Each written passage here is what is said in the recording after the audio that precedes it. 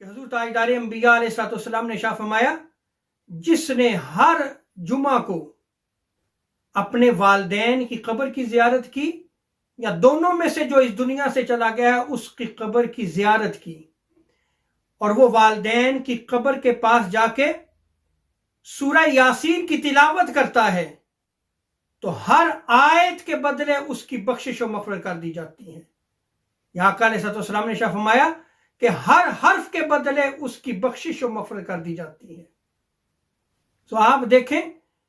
کہ جس شخص کا معمول ہو کہ وہ جمعہ کے دن اپنے والدین کی قبر کی زیارت کرتا ہے یا دونوں میں سے اس دنیا سے جو چلا گیا ہے وہ اس کی قبر کی زیارت کرتا ہے اور وہاں جا کے سورہ یاسین پڑھتا ہے تو ہر آیت کے بدلے یا ہر حرف کے بدلے اس کی بخشش و مغفرت کر دی جاتی ہے۔ اور اس سے یہ بھی ثابت ہوا کہ جب ہم زیارت قبور کے لیے جائیں تو وہاں پہ سورہ یاسین پڑھنا جو ہے یہ جائز عمل ہے۔ اسی طرح حضرت ابوبکر صدیق رضی اللہ تعالی عنہ اس روایت کو نقل فرماتے ہیں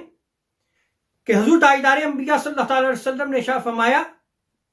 کہ جس نے والدین کی قبر کی زیارت کی یا ان دونوں میں سے جو اس دنیا سے چلا گیا ہے اس کی قبر کی زیارت کی قرأ عندہ او عندہما یاسین، اور جو شخص وہاں قبر کے پاس بیٹھ کر سورہ یاسین پڑھتا ہے حضور ارشاد فرماتے ہیں غفر لہ، تو اللہ تبارک و تعالی اس کے گناہوں کو معاف کر دیتا ہے۔